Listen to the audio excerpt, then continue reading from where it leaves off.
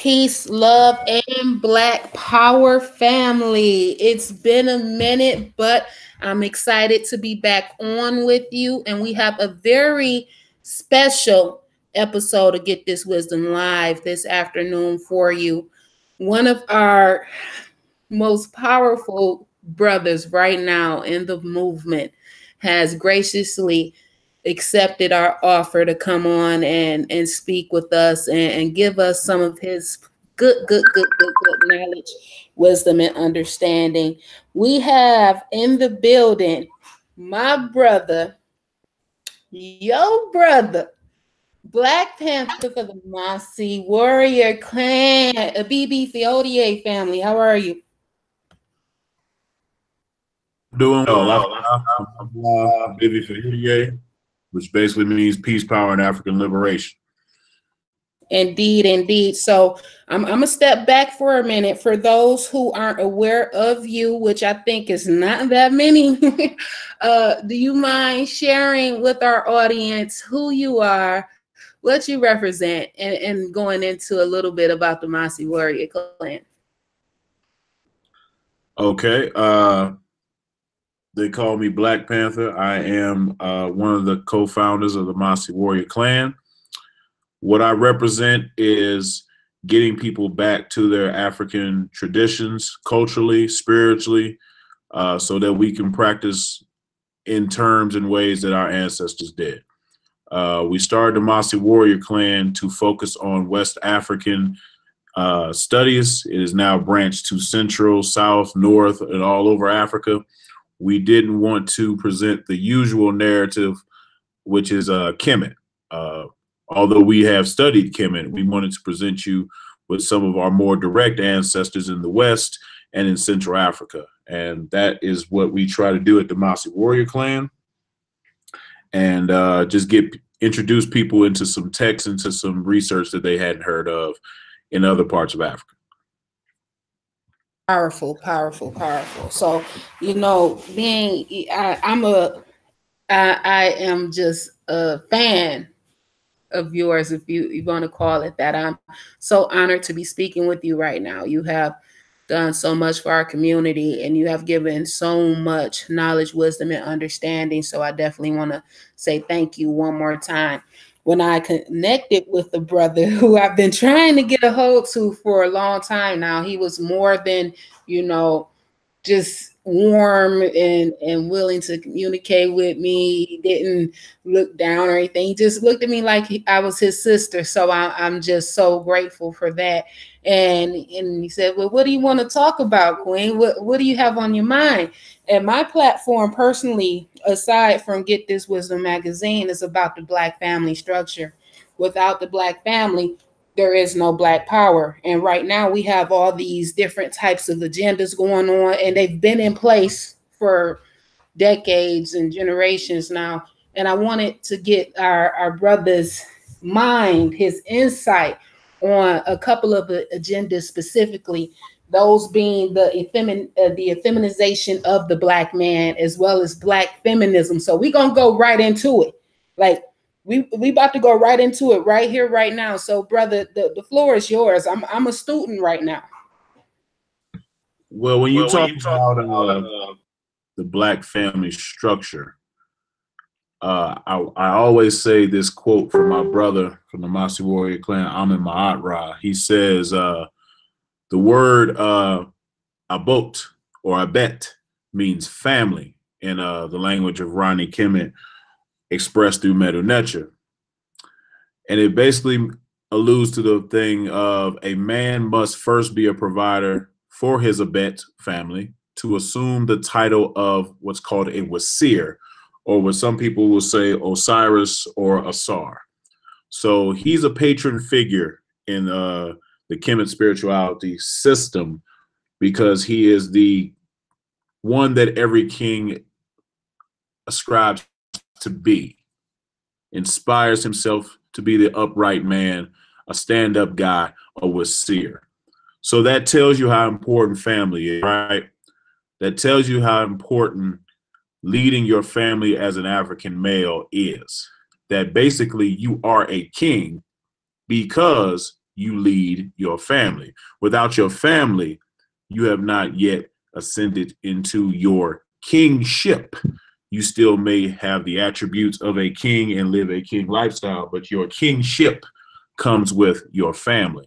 So that's very, very important when we talk about the Black family structure from an African perspective, because that's the only perspective that we should be looking at, is the perspective that of the culture in which we come from. So Black men specifically, I'm talking to the brothers because that's what I represent. We have to take care of our families. We have to be the provider, the protector, the nurturer, all the things that your grandmother put into you when you was a little boy. We just, have to do them. Some of us do excellent jobs. Some of us fall short. But there's always room for redemption in most cases when getting your family back together, because your family, like the quote said, is how you ascend to your kingship. As the sister said, without the Black family, there is no Black power. That is the power behind what we are doing in the community. We all should be looking towards the goal of making Black families, Black families. That is a revolutionary act in of itself, as Ashraf Kwesi once taught me. In this day and age, having a Black family is a revolutionary act, with all the other influences in the world to try to steer you away from the Black woman, to try to characterize her in a negative light, to stereotype her as being mean and stuck up. When you choose a Black woman as your queen, that is a revolutionary act. You have now entered something, a sacred fraternity, as I like to say, of Black men that have chosen Black women. And I applaud all the brothers that do so, because in this day and age, it's getting real scarce sometimes. But we fight the good fight and we uplift our women, because we know that we are nothing without our women. And when you produce children, raising children in a Black environment, we are culturally fulfilling our responsibility as Africans and making sure that we plant seeds for the next generation to hold this line, so that we may one day have victory and have sovereignty in the way that our ancestors once had.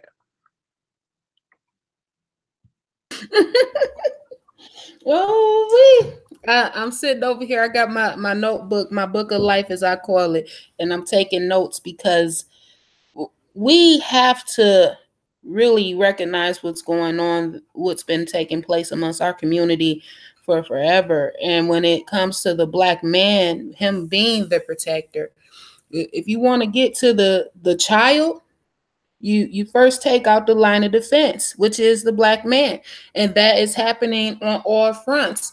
You got them being slaughtered in the streets, imprisoned, being turned gay. Then you got the woman who wasn't, like, her mind, she doesn't understand her ignorance, and she attacks him from the inside out. So it's kind of like checkmate at that point. However, when it comes to understanding the problem, you first have to acknowledge the problem. You have to know what it is when you see it. So when we have our brother speaking with us right now, he's definitely giving you what you need to understand what's going on with our Black men, and it's particularly that effeminization of him. So carry on, brother.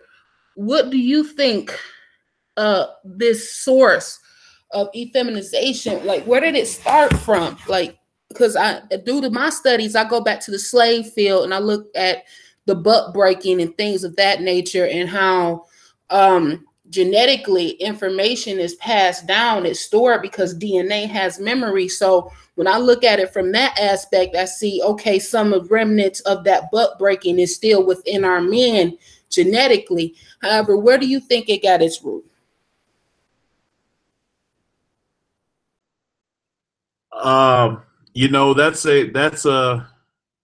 That's a topic. It's very disheartening when you think about the situation that we're in now and where it started from. So there's a study. It's a relatively new program. It's called epigenetics. And through this study, they analyzed African American DNA. And they found that African Americans suffer from trauma, multiple trauma in our DNA. There's a specific spot on our DNA. It's called FKBP5. That's FKBP5. They said that this spot is afflicted on Americans, the majority of us, stress-related trauma to this particular area on our DNA strand. Now, the epigenetics program instituted by the National Institute of Health, it's a $190 million program. So they're looking at this program to go 5 years studying different type of things like this. Trying to look at origins of cancer, human development, heart disease, mental illness, all these other conditions, right? But in studying those things, they found this affliction in African Americans. So when you bring up the buck breaking that, occurred when we were on the plantation, this is a part of that trauma that we have that's causing this strand to be afflicted. The horrors of the Ma'afa are still in our DNA. The horrors of the Arab slave trade are still in our DNA. So when you ask me where does the effeminization come from, I have to go back to these periods in which occurrences, like you said, buck breaking occurred, forcing sexual acts on people that they had no sexual desire to participate in. Being that we see that we are afflicted, we can't help but draw from that time period and say, this could be the cause of some of the things we're seeing. Now, it's not the only cause, because we're actually mimicking behavior. And this is one of my points and what I recommend for repatriation, because we've been around this Caucasian for far too long. We can look in his cultures, Rome, which they treat America like Rome and Greece, Greco-Roman culture, and we can see he had no problem with this type of behavior. This effeminization, this homosexuality, he had no problems with this. So we've been around and picking up character traits. We've been around being what Amos Wilson calls assimilates. Assimilating into American culture has been for our detriment. And now you see brothers and sisters emulating things that you didn't see when our grandparents were alive during their time period. So this is why I say we need to get out of here, because you start to imitate the imitators. And that's never a good thing. That's never a good thing. It's even made its way into our music. Professor Griff talks about hip hop in its early stages, the high infinite power healing our people. Well, it's not that anymore in most cases. In most cases, you see a bunch of foolery. And now we have to hold our musicians accountable for assimilating into these feminine cultures, wearing outfits and behaving themselves as straight men when presenting something that's totally different. You are confusing the youth when you are wearing women's clothes. You are confusing the youth when you are wearing women's shoes. You are confusing the youth when you are wearing a purse. This is not how straight men behave in our culture. And if you are on the other team, brother, make it known fast. Because the youth see this, they are idolizing you. You are a role model by default. Because the culture puts out that if I do this, I can have a lot of money and be successful. And that's a dream for a lot of young Black boys and girls. So they look at you as, this is how I become successful. That's what you're putting out. And it's not for our benefit. So we got dealt an extremely bad hand in the beginning, but now we are continuing the bad hand. Now we are taking the aces out of our deck, the jokers out of the deck, and playing the cards that we are dealt. Instead of elevating, instead of getting back to our culture, instead of rebooting, instead of doing for self, we are assimilating into a culture that was never for us. So when you talk about the effeminization of the Black male, you have to look at our entertainment industry in today and hold our entertainers accountable. What is the message that you are putting out to the youth? Right and exact, right and exact. And that brings me to something you just mentioned with the Greco-Roman society. And this is a little bit off subject. However, I feel the need to express this right now because these are recent developments here in the city of Detroit. As you all know, the Detroit public school system, like in any other melanated place in this country, has been under attack for the last few years. Last month, when the school year started, they shut down all of the drinking water in the public schools. And then within the last 2 to 3 weeks, an announcement was made and on the Detroit Free Press, which is one of the main sources of mainstream news here. It was announced that a public school is going to be built in Detroit like none other. It's going to be, and this hurts my feelings because it is something that we all been fighting against. It's going to be a 35,000 student Detroit public school with dormitories. And in that article, you can pull it up online. It says that they are going to be teaching Greco-Roman, like history. This is what this public school is going to be pushing. Like we've already been dealing with it one way or another, but it's smack dab in our face right now. So all of the public schools, we only have 56 left within the city of Detroit, 200 weed dispensaries, 56 public schools. They're going to close all of them down, put a public school in the heart of the city with dormitories. This is public information. And put our children in those schools and force them to take in this Greco-Roman culture. So I just had to express that because the brother had spoke upon the Greco-Roman society. Forgive me for taking over.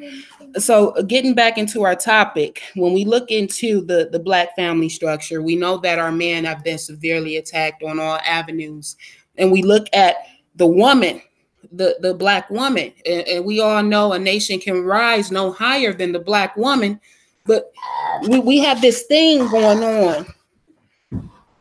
This thing, the Black feminist agenda. And people really don't understand what that construct is and where it came from. So, brother, do you mind sharing with our audience?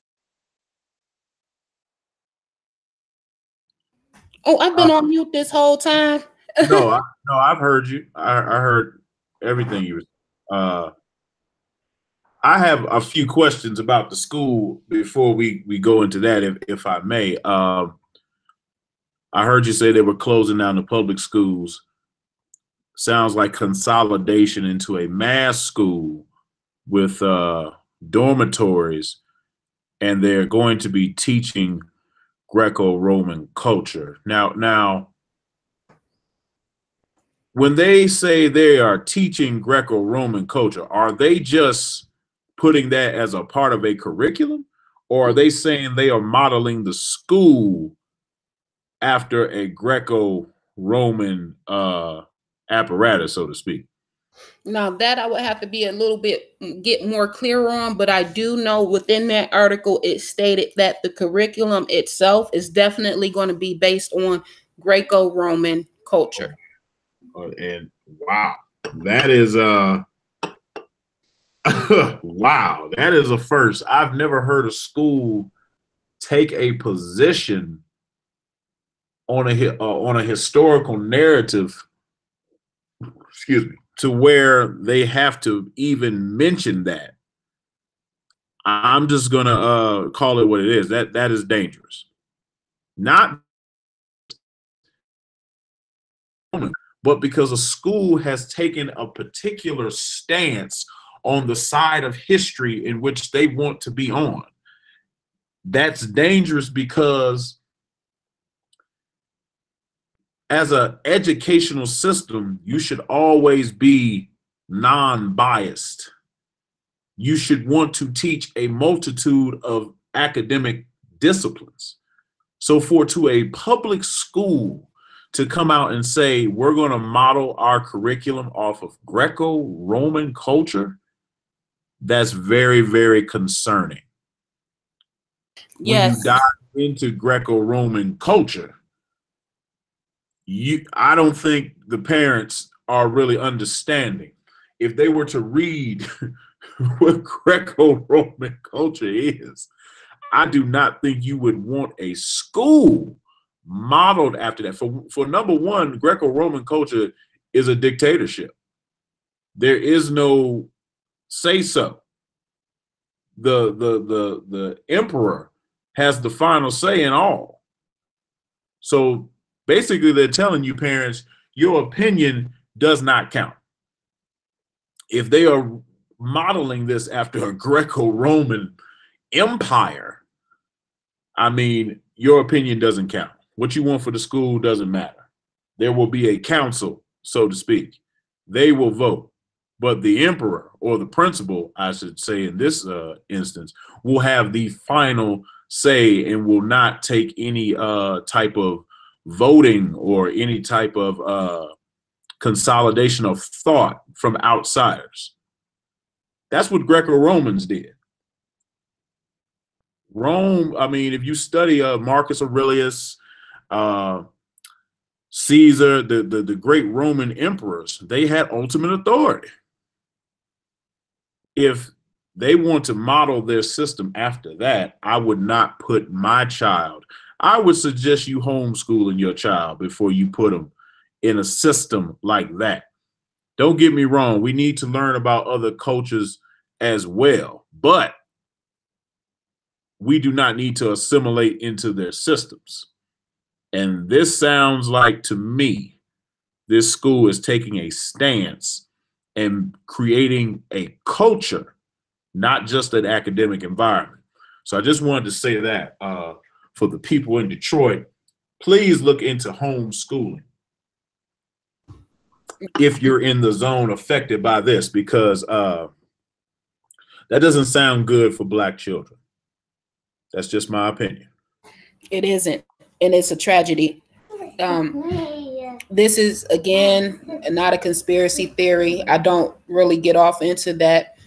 You can go to the Detroit Free Press, I believe that is .com. Google it. If you just put in Detroit Free Press, it'll lead you to the right site, and just type in their search engine something amongst the lines of 35,000 student school, something among there, and you should be able to pull it up. That's where I read the article.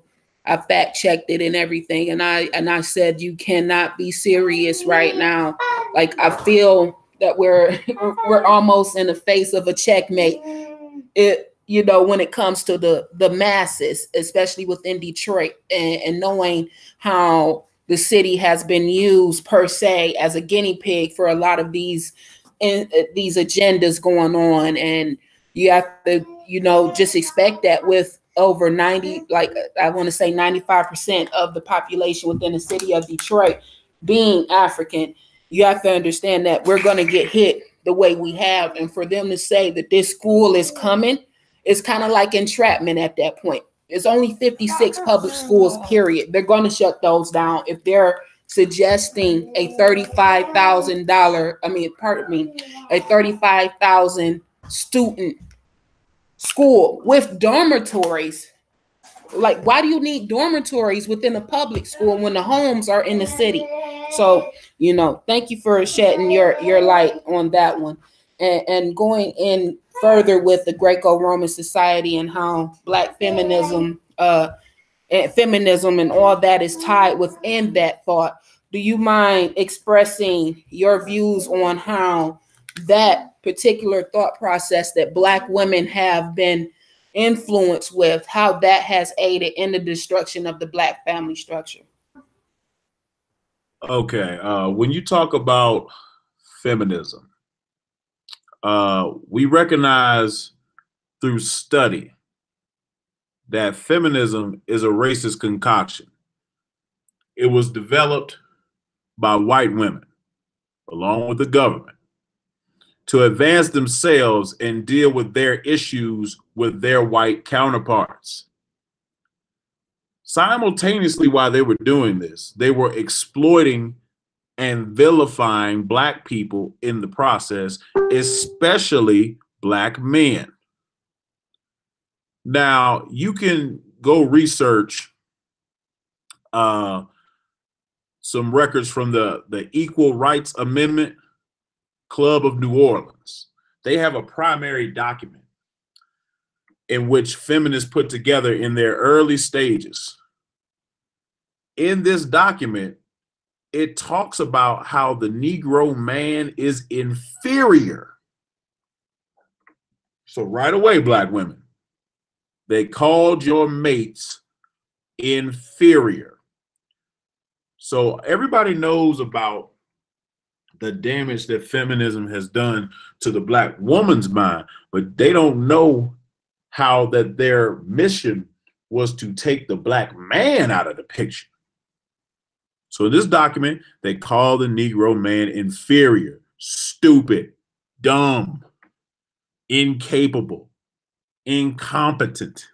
These type of terms are thrown around during this circle. But somehow they tricked our women into thinking their struggle was theirs. Now, if you are curious to where this mind state comes from, it is my hypothesis that it stems from their long history in Europe, and then Europe's cultural continuity with the United States that gave rise to this feminism.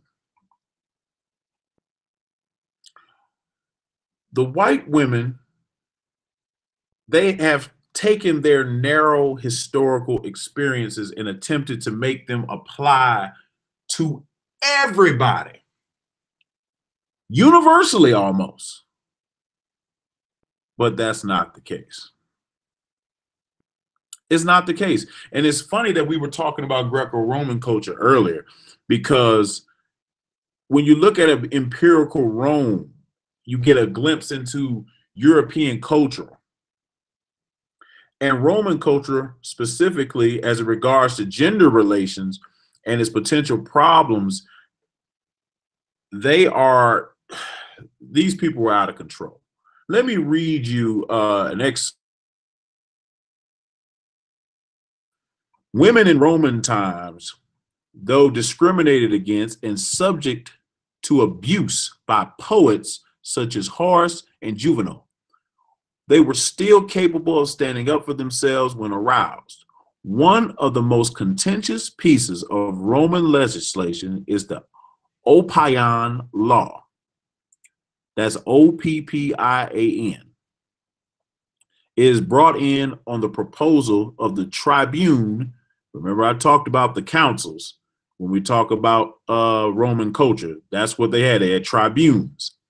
The tribune was called Gaius Oppius, After the defeat of Hannibal at Cannae in 216 BC, with the object of reducing spending on luxury goods, among its conditions were that women were no longer allowed to possess more than a half ounce of gold, wear a dress dyed in a variety of colors, or ride in a horse-drawn carriage in a city or town or within a mile of it, except for on holy days. So this is what they thought about women in Rome. You couldn't have no money. You couldn't wear fancy clothes. And you couldn't ride in a carriage unless it was one of the holy days. This is the very foundation of the problem of why white women needed feminism. White women needed feminism because their male counterparts do not love them. They treat them as objects. They treat them as paraphernalia. They do not know how to express love for their women. So the white woman had an issue with how the white man treated her. Even during slavery times, the white man going off to the black woman in her slave quarters and cheating on his woman with the person that he sees as an animal. Now that's deep, right? I see you as an animal, but I still want you over my wife. And I'm willing to put my marriage in jeopardy for an animal. That's crazy, but that's what they did. So white women had an extreme problem with being controlled, with being manipulated, with being told what to do, when to do it, how to do it. And they had to create something to combat that. But that's their issue. Never in the history, I'm not going to say never, because some brothers fall short of the glory, as my grandmama used to say. But Black African men, as a consensus, our culture is not built around that. We have women in our traditional societies who are queens, dignitaries, priests, herbalists, singers, what they call griots and griotas. We have all of these positions for women in traditional African culture. We do not treat our women like a white man treats his woman. Therefore, it was no need for Black women to join this fight for women, because it's not a fight for women, it's a fight for white women. They are the ones with the problem. We were not treating our Black women like this. That's not the foundation of our culture. We have women on the throne, which is why a Black woman in Kemet named Aset name meant throne. That's not by accident. We saw the power of the woman and realized we could not do anything without her. That's why you don't see no single kings. You got to have a woman to be able to rule us. That is the rule. And you will find that rule throughout many African societies. Now, if you look at the creator of feminism, Charles Fourier, creator of the term feminist. Break it down. Let's do it. Believed in homosexuality. That is not a coincidence. And when you go into these feminist sections, you will start to see very quickly what the agenda of some of those women are in there. It is not for women's rights. It is not for women equality. It is for a hookup. Say that. Some of them women in there looking for a hookup. It's no coincidence that this Charles, this man who believed in homosexuality and his views have carried over till today. That's not a coincidence. Because when you go in these feminist sections and you hear them bashing the man ain't doing this, the man ain't doing that, the man ain't doing this, and he not doing this for us. And we need to, the balance is shifting. See, you blame us for everything. You don't take responsibility for anything. That's an imbalance. Mm. And when the imbalance is created, no healing can take place. I'm not saying that brothers is perfect by no stretch of the imagination. But what I'm saying is to work it out, you cannot work it out with all women. It has to be a joint effort. It has to be ma'at. But that is not what takes place. That is not what is taking place. No men are in these sections.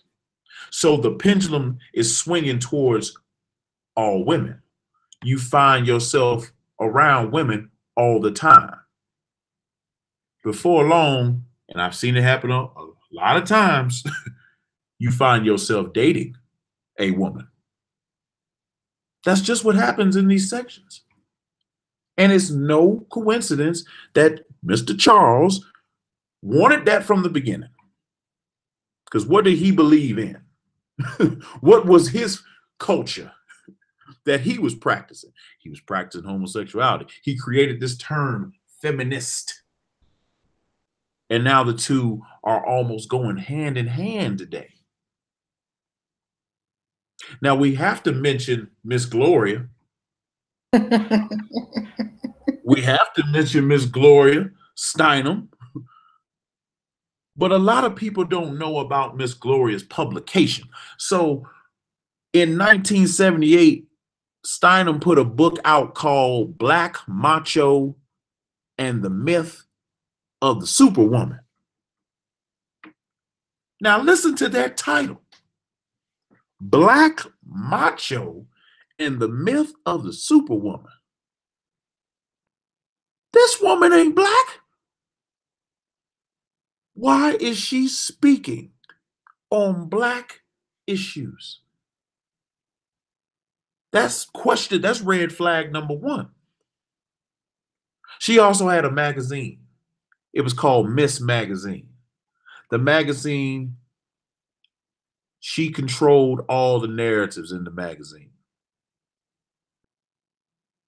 Now, there was a book written by a Black feminist,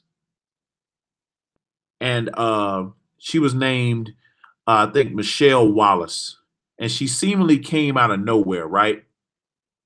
And she was being groomed as the face of Black feminism. Mm. She was trained by Gloria. And in the book that she produced, she called abolitionists like Harriet Tubman and Sojourner Truth ugly and stupid for supporting Black men. Oh, yeah. Don't surprise me. Look this up. She called some of our greatest female champions, our freedom fighters, our Black queens, our nurtures, Harriet Tubman and Sojourner Truth, ugly and stupid for supporting Black men.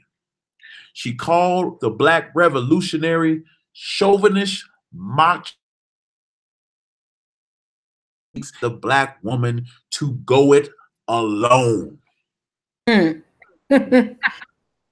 Now, who are y'all following, sisters? Who are y'all following? Sisters don't want to go it alone, and neither do brothers. That's not how you work it out. That's the worst advice you could ever get. Because if every Black sister just gonna go it alone, how are we gonna have Black people? Because last time I checked, you need a Black man and a Black woman to produce a Black family. Yeah, they got all type of other science stuff, but that can cause complications, and it doesn't give you a family. So Gloria said that Wallace's book would define the future of Black relationships. And she pushed hard to make sure that this book was received massive and publicly. Now, do we see the pattern that's happening here? We have a white woman that comes and buys a magazine company and puts out feminist rhetoric. They find a Black face to appeal to Black women, call our most sacred people that freed us ugly, call our revolutionary freedom fighters chauvinist, advise the women to go alone, and say that this will define our future. Now, to do all of this, this takes resources. This takes money. And we talk about 1978. Who has the money to pump this rhetoric into our community? Where have we seen this before? We've seen it with our own government. Gloria Steinem was a CIA agent. You don't believe me? It's on her doggone Wikipedia page. The woman was a CIA agent from high school. They've been recruited her. This was a mission. She was fulfilling her mission.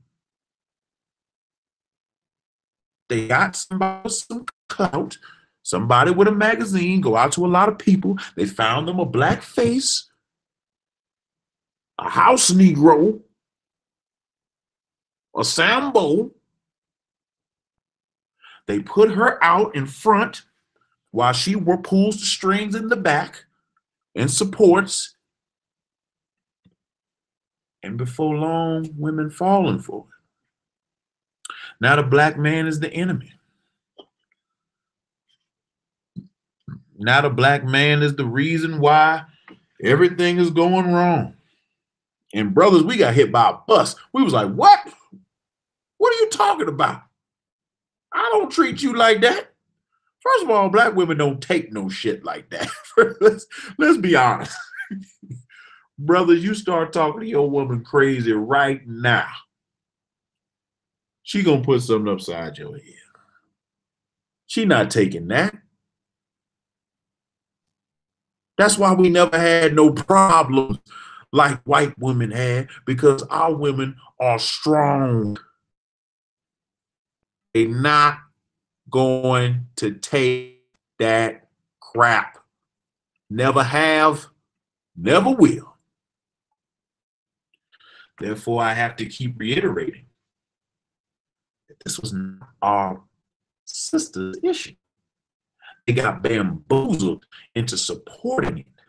And it trickles on down the generations to where some of these old ideals from feminism float around. You have women saying they are feminists, but they don't really know what feminist or feminism is or its root.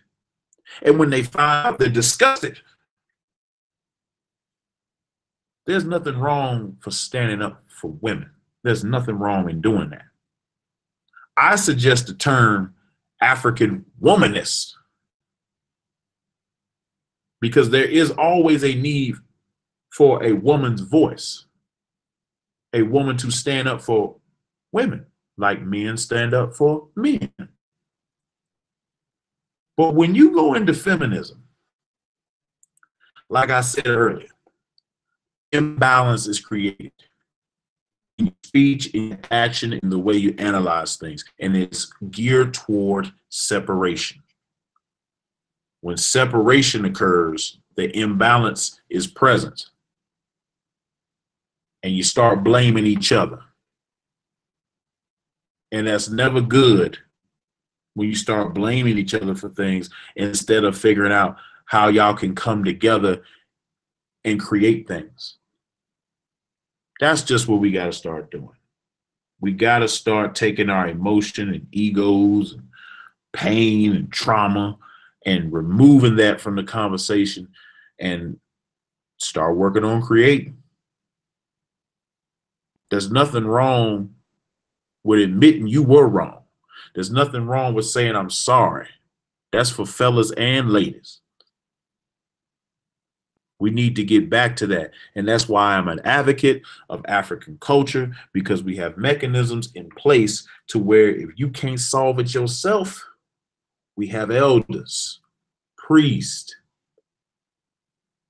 that can help you. They've been further down the road. They can give you counsel. They can give you divination. They can give you things to solve the issue. We all need tools in this life to accomplish things. Our culture and history gives us options in the forms of tools. Other cultures do not give you any tools. They give you a bunch of lip.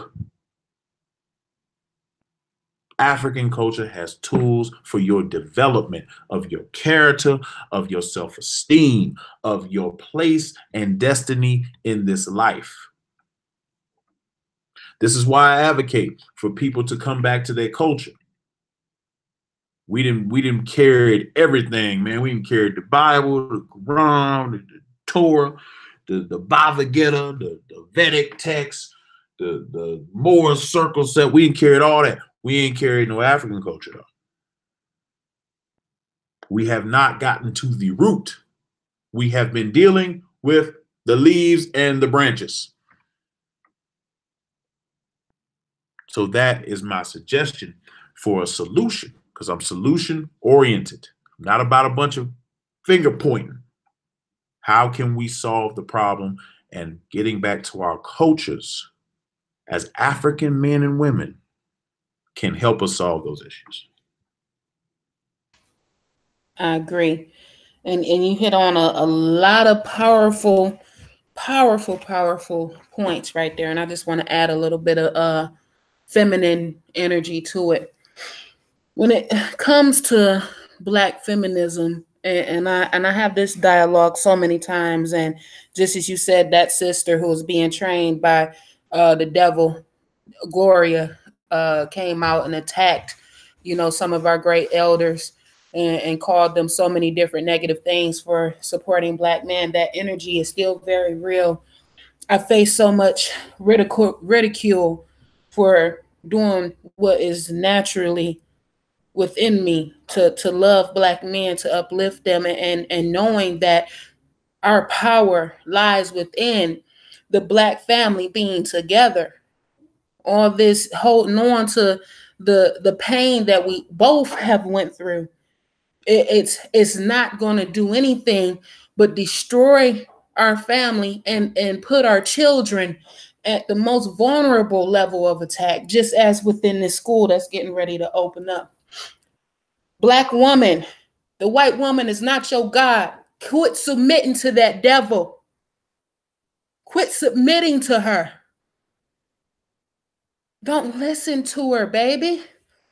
You stronger than that. You wiser than that.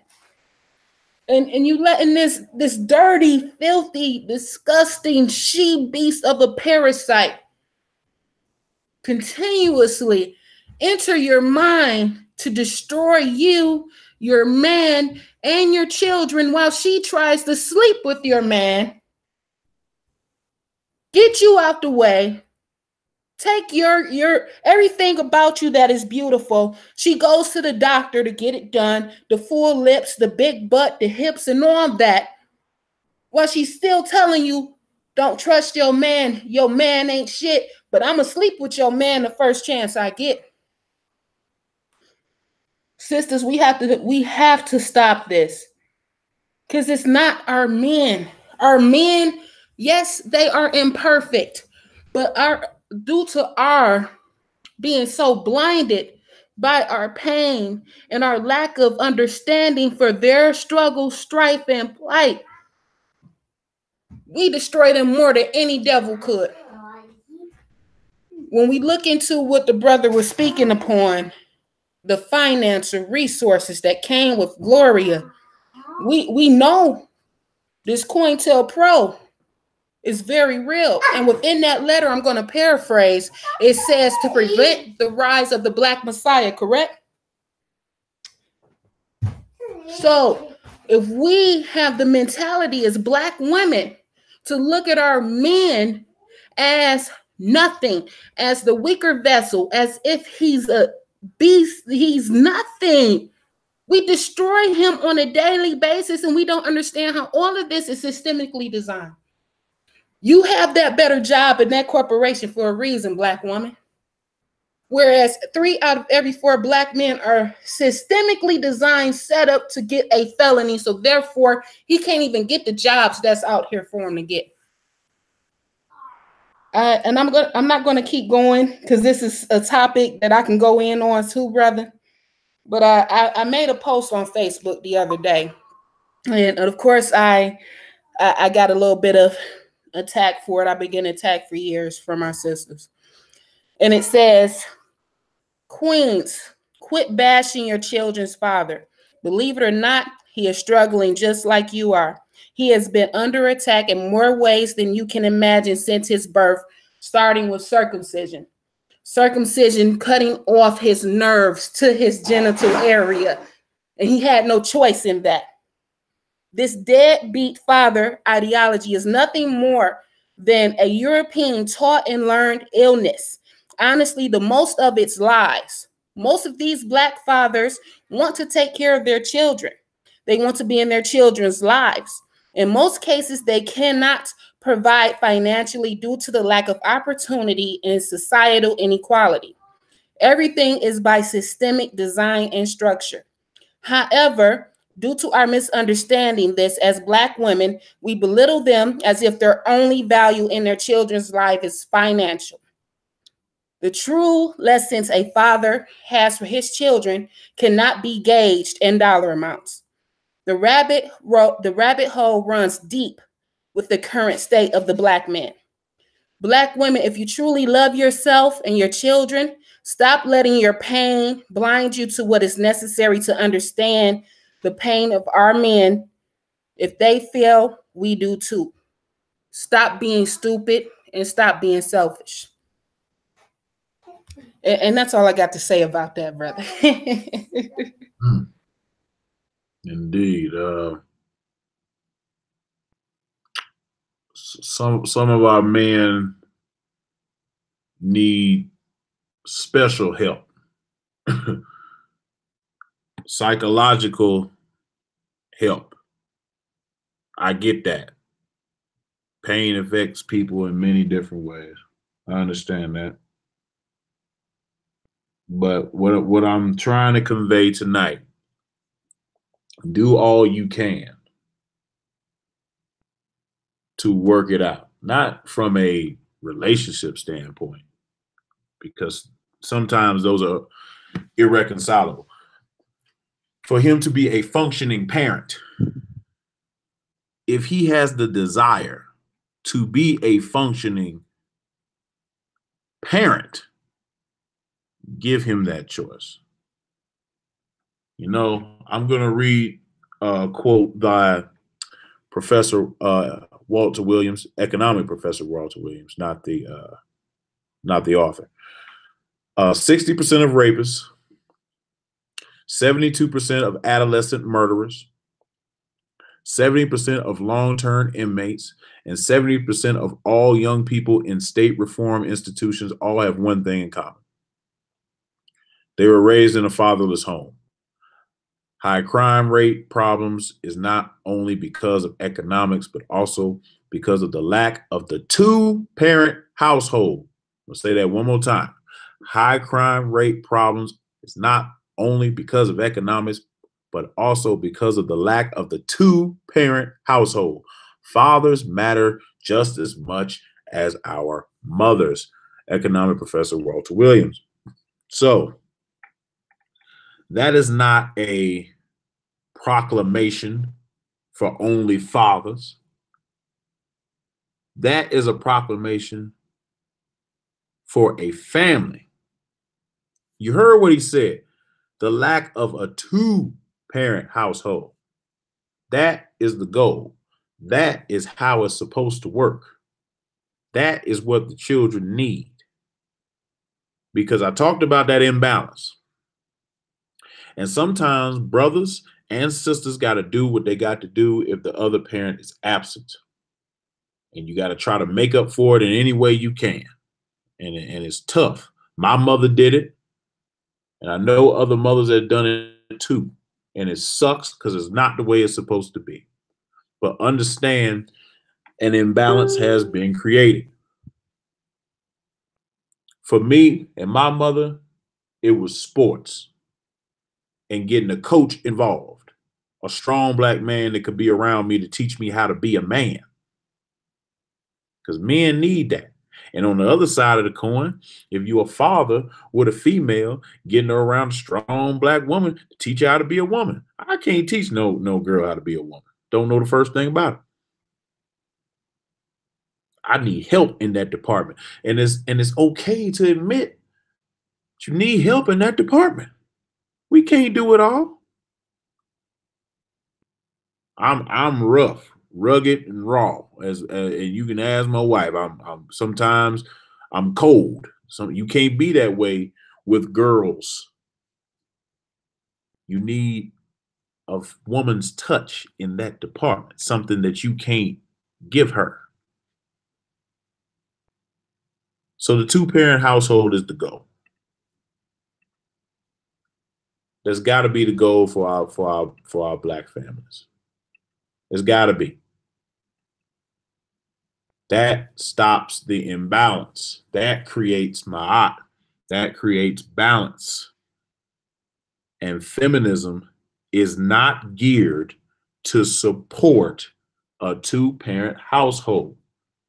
Black effeminization is not geared towards a two-parent household.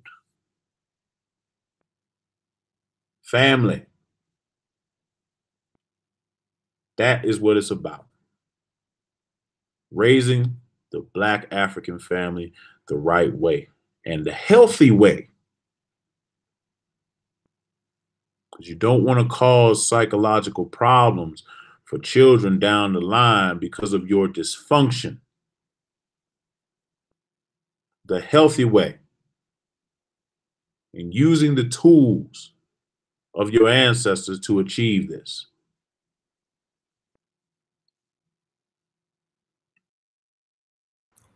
All praises due. I'm just completely open right now to all of the ancestral knowledge that you have been sharing with us during this conversation, and I want to say thank you to you and your family, and for providing that example of righteousness and what African centered families look like. And we all owe you a great deal of gratitude. And I just want to say thank you again, King, for joining us. We're getting ready to wrap it up because our brother's on a completely different time frame than we are right now. And I'm pretty sure he has some things he needs to handle. However, do you mind once again sharing with our audience, look, who you are, where they can contact you, what services you provide, how can we support you and help you to continue on with your mission of our families? Okay, they call me Blak Pantha. That's BLAK PANTHA. You can find me on my website, which is Panther Seher. That's spelled BLAK PANTHA SERER. That's where you will find all of my articles, my children's book for African children, my videos that I conduct online, and things of that nature. Also, my YouTube channel is Blak Pantha.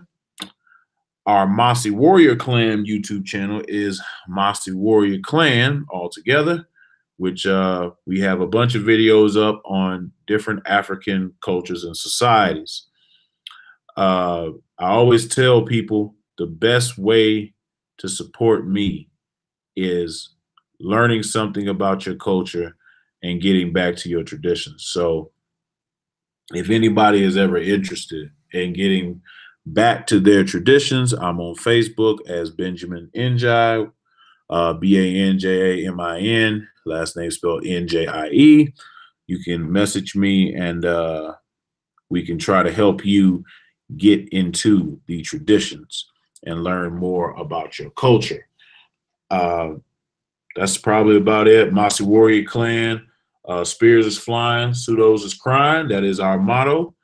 And is basically alludes to we throw our spears into falsehoods and people that try to take advantage of the community. I don't do this for money. I do not believe in bleeding blood from a rock, so to speak. I understand things cost, but if I'm fortunate enough to where I don't have to do this for compensation, I do this strictly for the love of African people. So follow us on those platforms, family. Tag a friend, share the video, and together, as I learn, we all learn. Ashe.